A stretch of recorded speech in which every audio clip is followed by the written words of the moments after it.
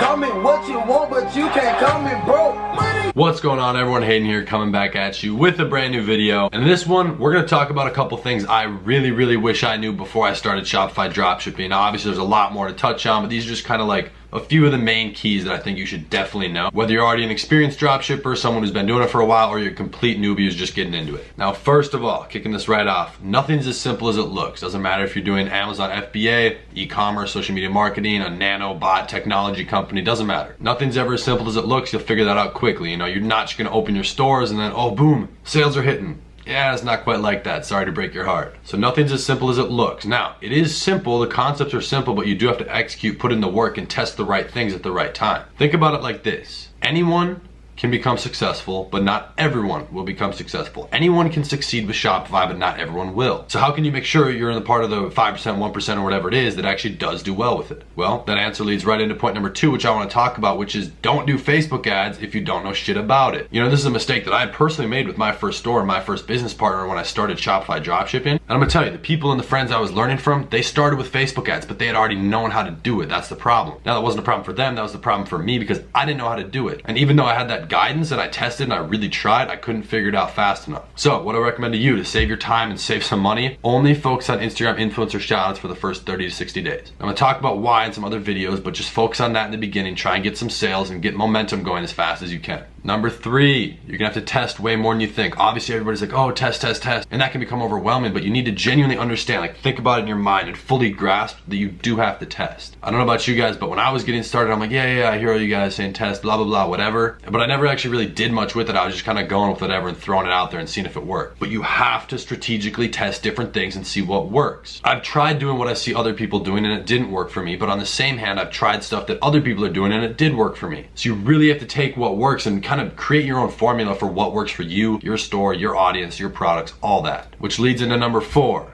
I guarantee you, almost guarantee you, whatever product you think, this is funny, whatever product you think is gonna sell the best, isn't. It's so funny and I fuck up on this all the time. Trust me, the products that you think are good aren't gonna sell at all. The products that you think are just whack as and would never sell, so many people are gonna buy. It's so weird. So with that being said, you can't go into it with a biased opinion based on what you like or what you buy or what you think your audience will like and buy. You have to go based on your detailed research, which, you know, we've talked about in other videos. Hopefully whatever course you're in talks about that. You know, you can learn from mentors and friends or whatever, but do your research and figure out what's actually gonna sell, because you can't just go based on your opinions of what you think's gonna work. Now it's obviously gonna play into the testing and stuff a little bit, but just focus on products that have the potential to sell a lot and then run with those. And for number 5, I believe is what we're on. It's definitely a strategy. There's a strategy to the madness. Nothing's random. Look, people on YouTube, people in courses, on webinars, whatever, blah, blah, blah, whatever content you're looking at, they're gonna make it look easy. And it's a very simple reason why. It's because they want you to think you can make money like that immediately in your sleep, first night with your store or whatever, so that you'll go out and buy their course, all their products, thus making them richer. Now the problem with that is that people who are making money and stuff and they show it as that simple,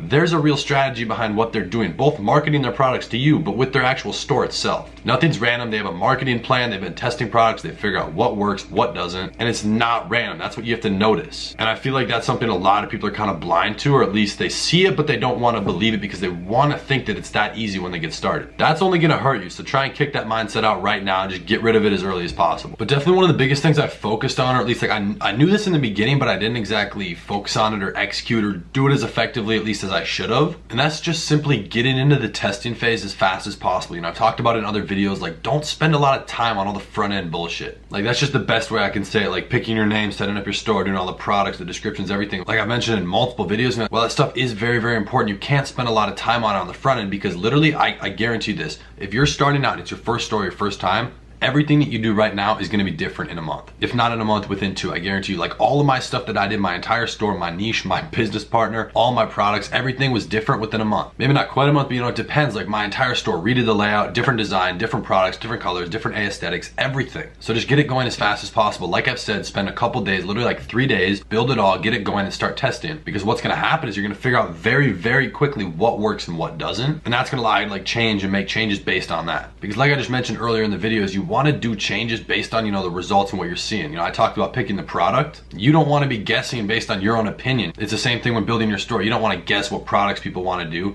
what description works, what colors, what aesthetics, all these different things, what website layout. You want the results and the data to show that, so let it do that for you. But you have to start testing as fast as possible and then make changes based on that. It's super simple, but you have to execute and put in the work to make it happen. Lastly, but most importantly, is who you're learning from. Whether it's a course, a mentor, someone directly you're learning from in person or online, a friend, a bunch of different friends, people you're learning from, or all the above. You just have to make sure they're the right people and that you're connecting with the right people who can add value to you and vice versa. You can do that by using social media, by paying someone for consulting, by doing whatever you want. A lot of the friends that I'm connecting with, they might not all do Shopify necessarily, but I know friends who are really, really good with the components that go into that. For example, Facebook ads.